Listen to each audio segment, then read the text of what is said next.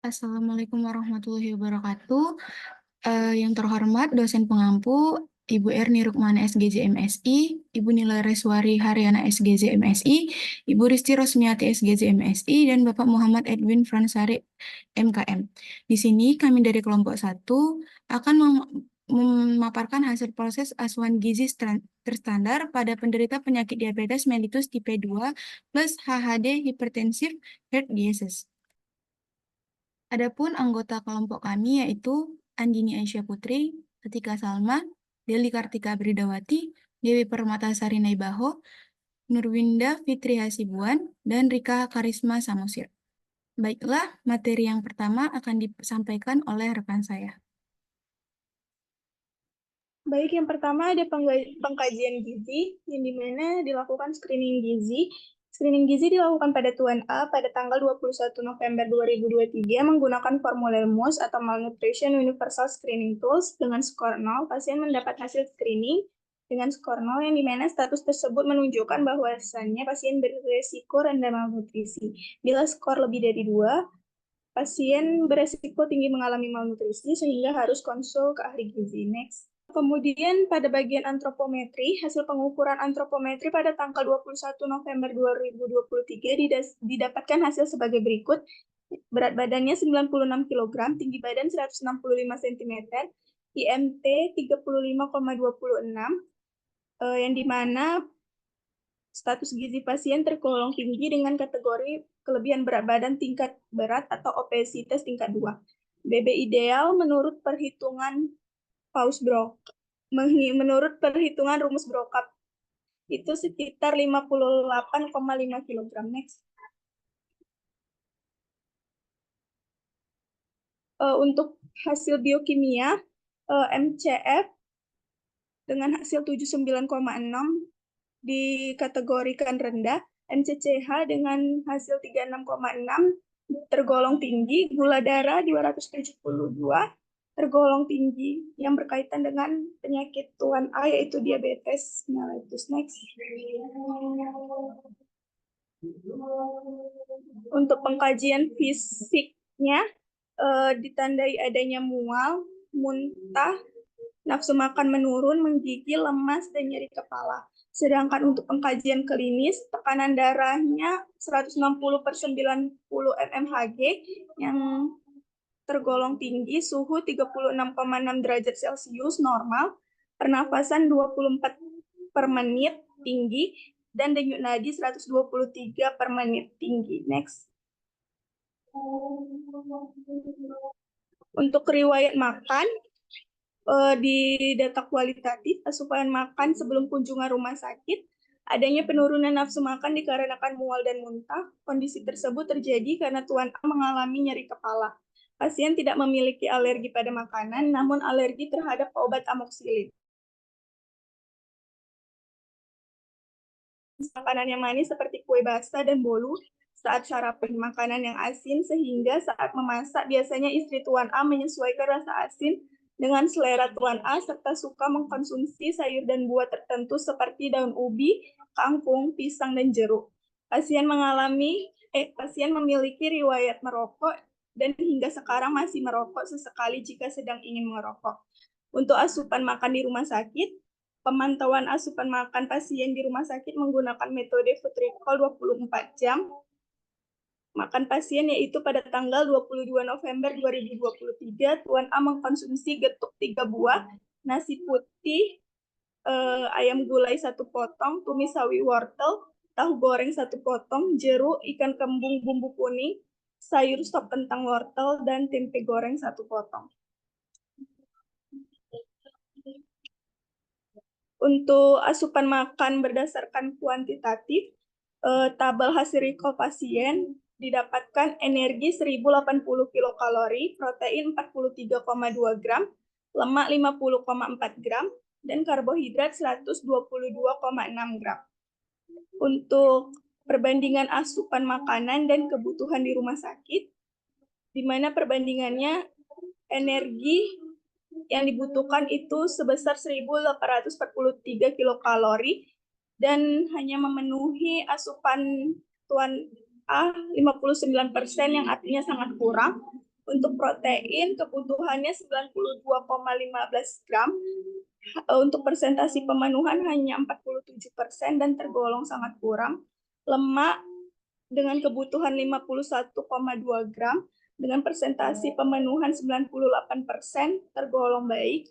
Karbohidrat dengan kebutuhan 253,4 gram, persentasi pemenuhan 48% dan tergolong kurang. Next.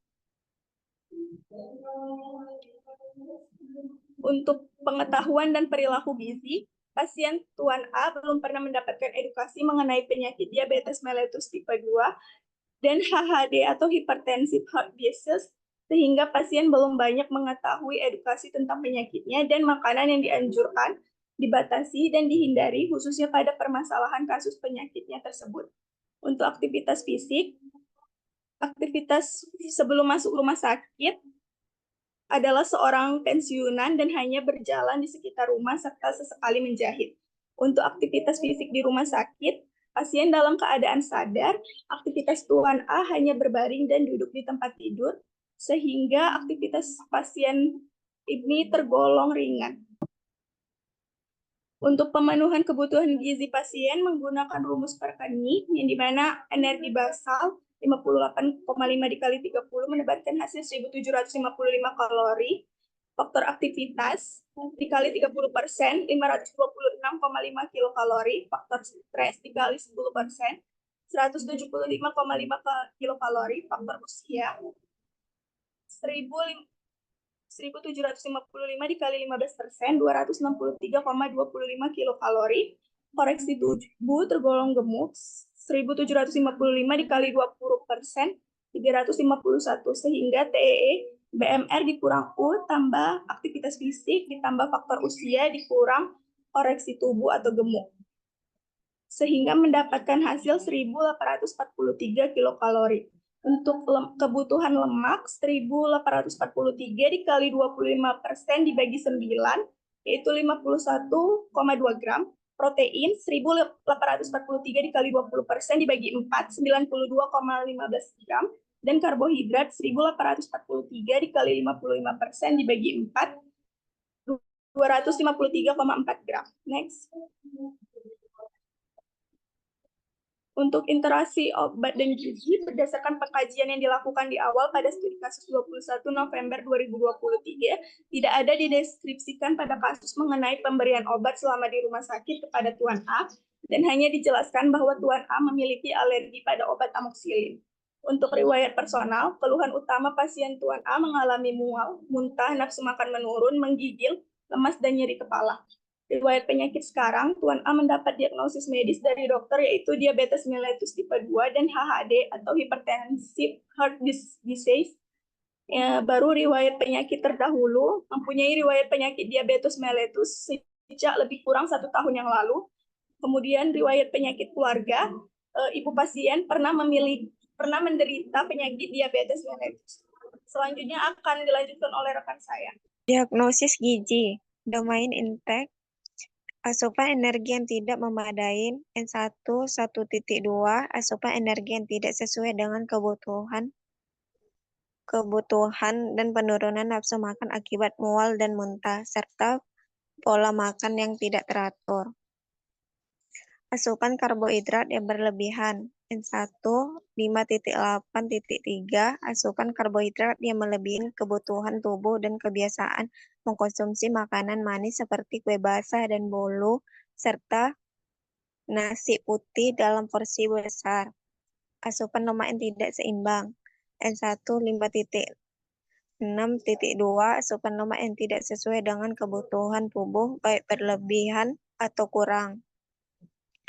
Domain klinikal, diabetes mellitus tipe 2 yang tidak terkontrol. N1, kondisi klinis di mana kadar gula darah tidak terkontrol dengan baik. Hipertensi, NC 2.2, kondisi klinis dengan tekanan darah yang melebihi batas normal, asupan garam yang tinggi dari makanan asin, dan riwayat hipertensi. Tekanan darah 160/90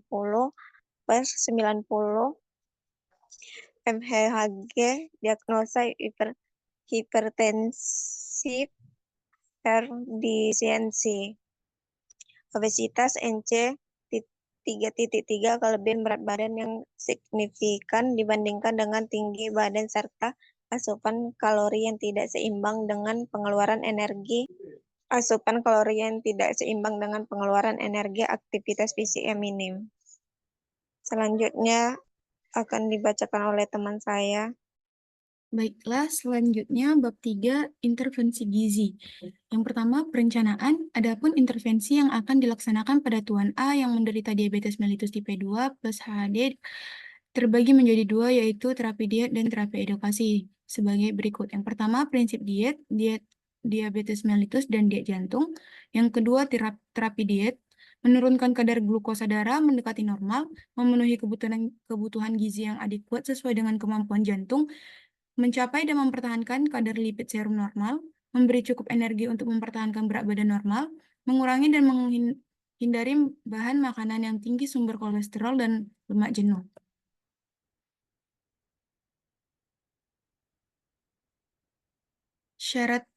Syaratnya yaitu energi sesuai untuk mencapai dan mempertahankan berat badan ideal diberikan 30 kilokalori per kilogram berat badan per hari. Yang kedua, kebutuhan karbohidrat dianjurkan sebesar 45% sampai 65% total asupan energi. Yang ketiga, kebutuhan asupan lemak dianjurkan sekitar 20% sampai 25 kebutuhan kalori dan tidak diperkenankan melebihi 30% total asupan energi. Yang keempat, kebutuhan protein sebesar 10-20% total asupan energi. Natrium yaitu lebih kecil dari 1.500 mg per hari. Konsumsi serat yang disarankan adalah 20-35 gram per hari. Kebutuhan energi total berdasarkan rumus Perkani disesuaikan dengan faktor stres 10%, faktor aktivitas 30%, faktor usia 15%, dan faktor koreksi tubuh 20%. Untuk berat badan ideal 58,5 kg, energi basal 1.755 kilokalori, faktor aktivitas 526,5 kilokalori, faktor stres 175,5 kilokalori, faktor usia 263,25 kilokalori, faktor IMT 35,26 kilokalori per meter kuadrat, koreksi tubuh 351 kilokalori, TE 1.843 kilokalori.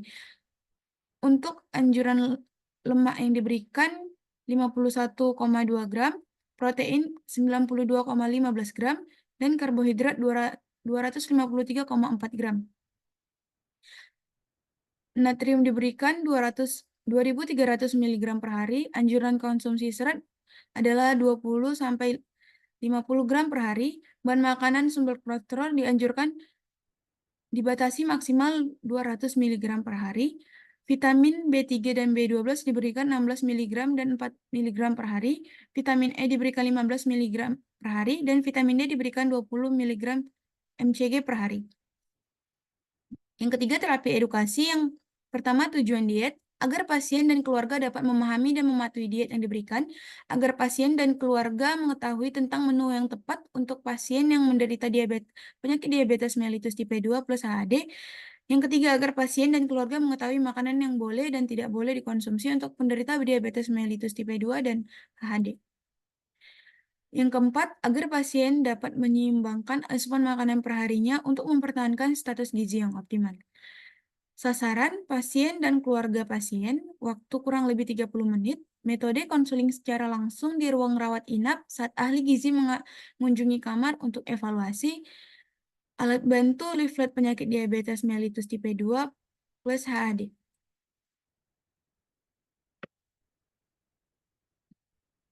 Materinya pengertian diet diabetes mellitus dan diet jantung, tujuan dan syarat diabetes mellitus tipe 2 plus HAD, pengaturan makan diet untuk menderita penyakit diabetes mellitus tipe 2 plus HAD, contoh menu yang baik untuk penderita penyakit diabetes mellitus tipe 2 plus HAD. Evaluasi yang pertama, pasien dan keluarga dapat menjelaskan kembali mengenai bagaimana diet untuk penyakit diabetes mellitus plus HAD Pasien dan keluarga dapat menjelaskan kembali jenis makanan yang dianjurkan, dibatasi, dan dihindari untuk penderita diabetes mellitus tipe 2 plus HAD. Implementasi pemberian makanan atau terapi diet. Jenis diet yang diberikan adalah diet DM dan diet jantung dengan jumlah energi cukup 1843 kilokalori, protein cukup yaitu 20% dari kebutuhan energi total yaitu sebanyak 92,15 gram, kebutuhan lemak cukup 25% dari kebutuhan energi total yaitu sebanyak 51,2 gram dan karbohidrat yaitu 55% dari kebutuhan energi total yaitu sebanyak 253,4 gram. Diet diberikan melalui oral dalam bentuk makanan biasa dikarenakan pasien tidak mengalami keluhan sulit menelan. Pemberian diet dengan prinsip kecil namun sering diberikan yaitu 3 kali makanan utama dan 2 kali makanan selingan yaitu selingan pagi dan sore. Makanan tidak banyak mengandung lemak jenuh dan lemak trans. Makanan yang diberikan bukan bahan makanan yang mengandung tinggi natrium. Makanan mengandung tinggi serat, terapi edukasi. Makanan mengandung tinggi serat, kemudian terapi edukasi. Selanjutnya, rencana pemberian zat gizi. Rencana pemberian zat gizi dilakukan dengan pemantauan dengan waktu recall 3 hari, yaitu pada tanggal 22, 23, dan 24 November 2023.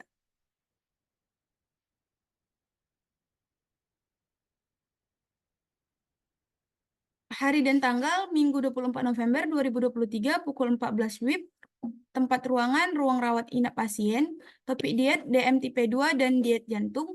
Tujuan untuk meningkatkan pengetahuan gizi pasien beserta keluarga terkait jenis diet yang diberikan kepada pasien, sasaran pasien dan keluarga pasien, waktu kurang lebih 30 menit.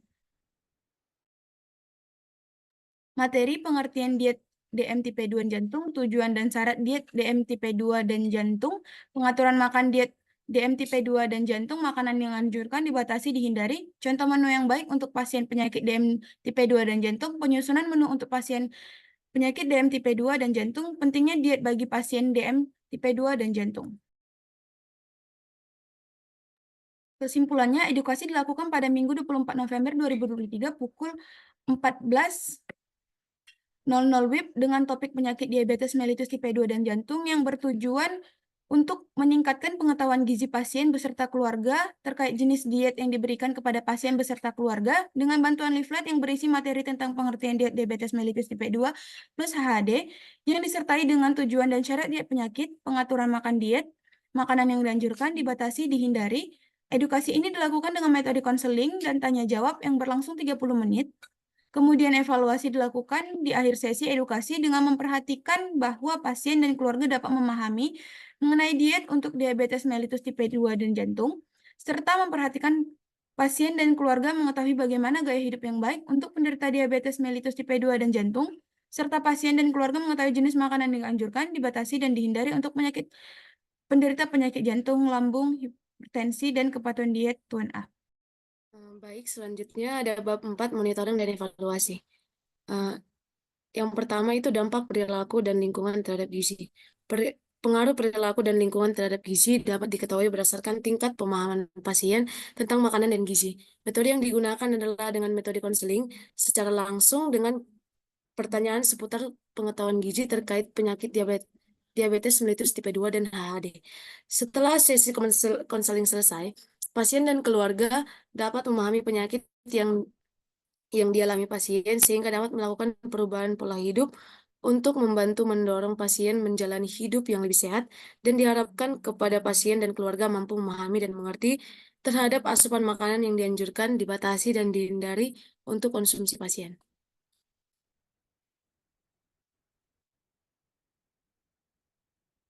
Yang kedua ada dampak asupan makanan dan diet gizi. Makanan yang dikonsumsi pasien dipantau dengan metode recall 24 jam yang dilakukan pada tanggal 22 November 2023 dengan hasil berikut. Data asupan pasien akan dievaluasi setiap harinya untuk semua zat gizi makro yang kurang, yaitu untuk asupan energi, protein, dan karbohidrat yang masih tergolong kurang. Slide selanjutnya. Yang ketiga ada dampak terhadap tanda dan gejala terkait gizi, yaitu ada berdasarkan pengkajian gizi, hasil pemeriksaan biokimia yang didapatkan bahwasannya kadar MCV, MCHC, dan gula darah pasien itu tidak normal. Dan diharapkan pemeriksaan selanjutnya terhadap biokimia gizi semakin baik dan akan dilakukan pemeriksaan rutin sekali seminggu. Slide selanjutnya. Monitoring dan evaluasi terhadap data klinis Tuan A. Berdasarkan pengkajian gizi, bahwasanya pasien itu mengalami mual, muntah, nafsu makan menurun, menggigil, lemas, dan nyeri kepala, dan akan dimonitoring dan evaluasi untuk perkembangan keadaan pasien itu setiap harinya. Selanjutnya, untuk terkait data klinisnya, yaitu tekanan darah, pernapasan, dan denyut nadi pasien itu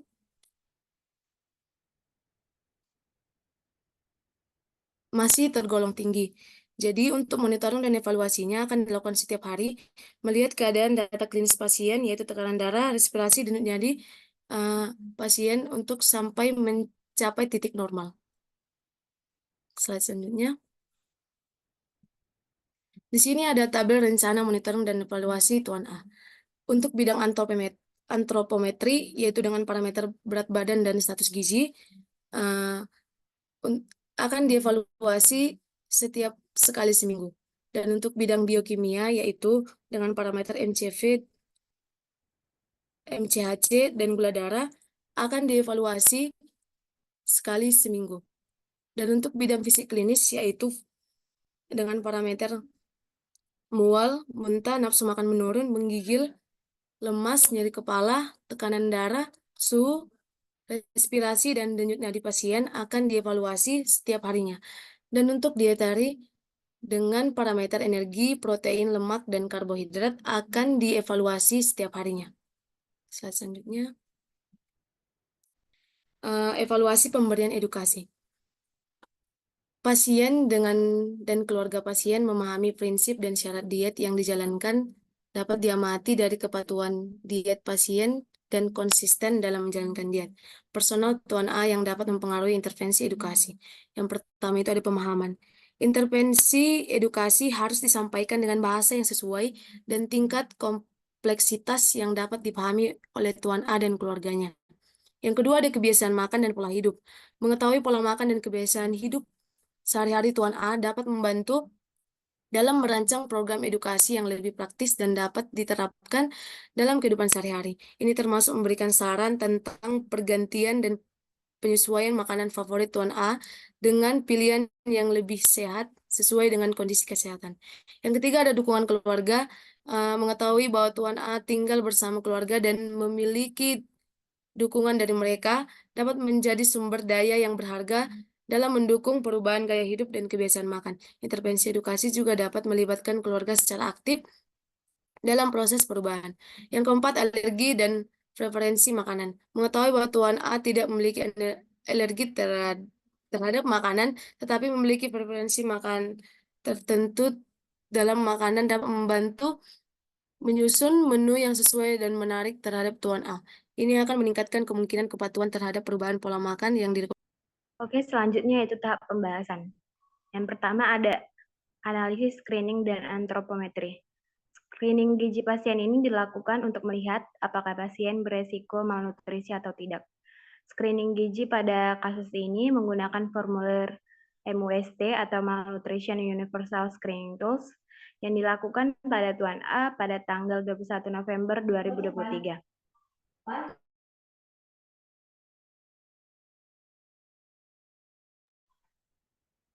Menggunakan formulir MUST, Malnutrition Universal Screening Tools, mendapatkan skor 0.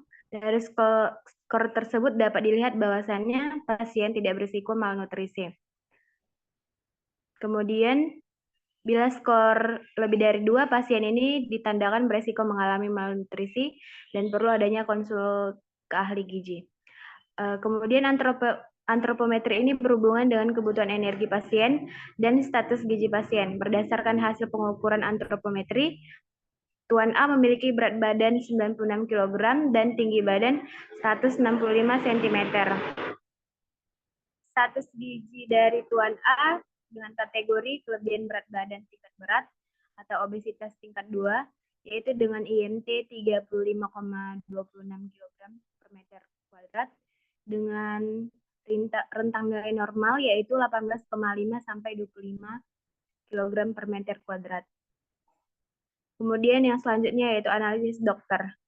Analisis dokter ini terhadap Tuan A yaitu pasien mengidap penyakit diabetes mellitus tipe 2 plus HHD atau hipertensi heart disease. Kemudian Tuan A ini memiliki keluhan mual, muntah yang menyebabkan kepada penurunan nafsu makan. Kemudian juga mengalami keadaan menggigil, lemas, dan nyeri kepala. Tuan A memiliki riwayat penyakit diabetes mellitus sudah sejak kurang lebih 1 tahun yang lalu. Kemudian pada saat pengkajian gizi juga diketahui bahwa Ibu Tuan A ini pernah menderita diabetes mellitus juga sebelumnya. Next.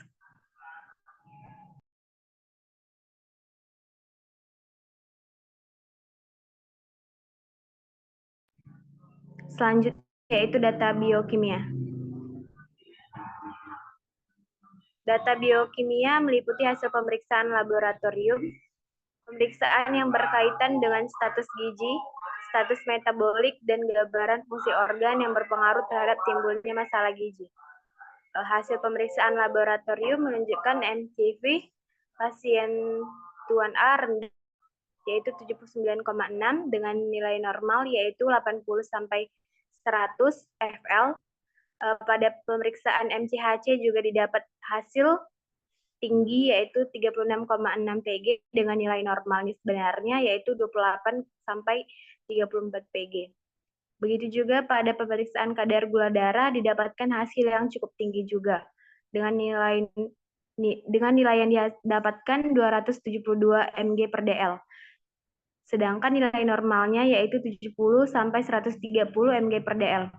Sehingga dari hasil pemeriksaan laboratorium menunjukkan bahwa pasien mengalami kejadian diabetes mellitus tipe 2 plus HHD. Yang dialami pasien dapat dilihat dari kadar gula darah, MCHC yang tinggi, serta MCV yang rendah. Kemudian selanjutnya yaitu data klinis. Data klinis ini mengacu pada informasi yang diperoleh dari pemeriksaan medis seseorang. Pemeriksaan ini berisikan hasil dari tekanan darah, suhu, pernapasan, dan denyut nadi. Didapatkan hasil pemeriksaan tekanan darah tinggi, yaitu 160 per 90 mmHg, dengan nilai normal 90 per 60 sampai 120 per 80 mmHg. Selanjutnya itu hasil pemeriksaan dari pernapasan, didapatkan juga tinggi dengan nilai 24 kali per menit, dengan nilai normal 12 sampai 20 kali per menit. Begitu juga dengan denyut nadi, didapatkan hasil yang tinggi juga yaitu 123 per menit dengan nilai normal 60 sampai 100 kali per menit. Sementara didapatkan nilai suhu badan dalam keadaan normal. Next.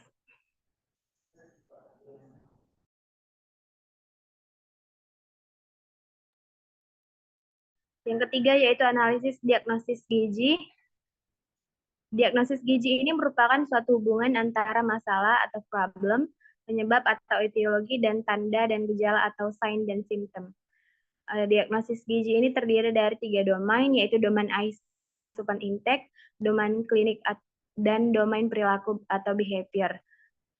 Namun pada kasus ini hanya 2 domain yang akan ditemukan. Yang pertama domain intake. Domain intake yang pertama yaitu asupan energi yang tidak memadai, NI 1.2, asupan energi yang tidak sesuai dengan kebutuhan tubuh dan penurunan nafsu makan akibat mual dan muntah, serta pola makan yang kurang teratur. Kemudian yang kedua, asupan karbohidrat yang berlebihan, NI 5.8.3, asupan karbohidrat yang melebihi kebutuhan tubuh dan kebiasaan mengkonsumsi makanan manis seperti kue basah dan bolu, serta nasi putih dalam porsi besar. Kemudian asupan lemak yang tidak seimbang, NI 5.6.2, asupan lemak yang tidak sesuai dengan kebutuhan tubuh, baik berlebihan atau kurang. Selanjutnya itu domain klinik. Yang pertama, diabetes mellitus tipe 2 yang tidak terkontrol, NC 4.1, kondisi klinis di mana kadar gula darah tidak terkontrol dengan baik. Kemudian hipertensi, NC 2.2, kondisi klinis dengan tekanan darah yang melebihi batas normal, asupan garam yang tinggi dari makanan asin, dan riwayat hipertensi. Tekanan darah 160 per 90 mmHg, diagnosa hipertensi heart disease. Kemudian ada obesitas, NC 3.3, kelebihan berat badan yang signifikan dibandingkan dengan tinggi badan, serta asupan kalori yang tidak seimbang dengan pengeluaran energi aktivitas fisik yang minim. Next.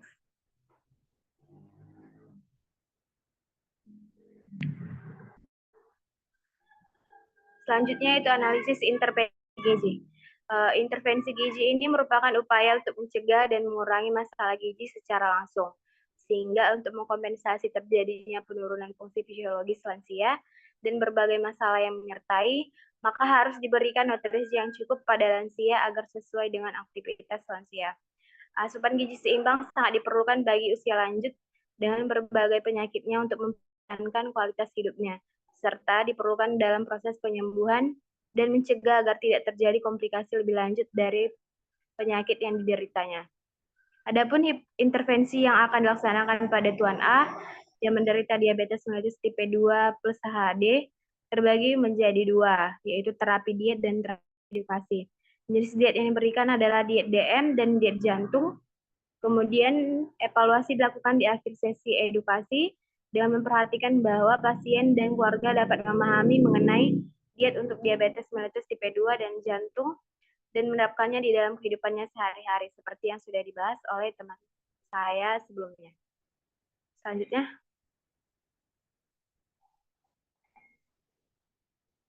Yang terakhir yaitu ada analisis, monitoring, dan evaluasi.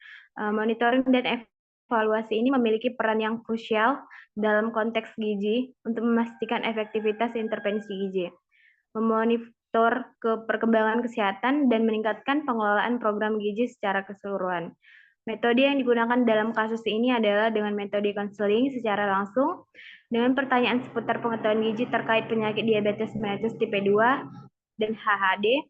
Kemudian setelah sesi konseling selesai, pasien dan keluarga dapat memahami penyakit yang dialami pasien sehingga dapat melakukan perubahan pola hidup untuk membantu mendorong pasien menjalani hidup yang lebih sehat dan diharapkan kepada pasien dan keluarga mampu memahami dan mengerti terhadap asupan makanan yang dianjurkan, dibatasi dan dihindari untuk konsumsi pasien, seperti sudah dijelaskan oleh rekan saya sebelumnya. Selanjutnya dilanjutkan oleh rekan saya. Baik, selanjutnya kesimpulan. Tuan A, seorang pria pensiun berusia 63 tahun, datang ke RSUD Sultan Sulaiman dengan keluhan utama seperti mual, muntah, nafsu makan menurun, menggigil, lemas, dan nyeri kepala. Dia memiliki riwayat diabetes mellitus tipe 2 dan HHD, yaitu hypertensive heart disease, serta riwayat keluarga dengan diabetes mellitus. Pengajian gizi menunjukkan bahwa Tuan A memiliki resiko rendah malnutrisi berdasarkan skor 0 dari formula MUST. Namun dari segi antropometri, Tuan A tergolong dalam kategori obesitas tingkat 2 dengan indeks massa tubuh 3,25 gram. Next. Pemeriksaan laboratorium menunjukkan adanya peningkatan gula darah dengan 272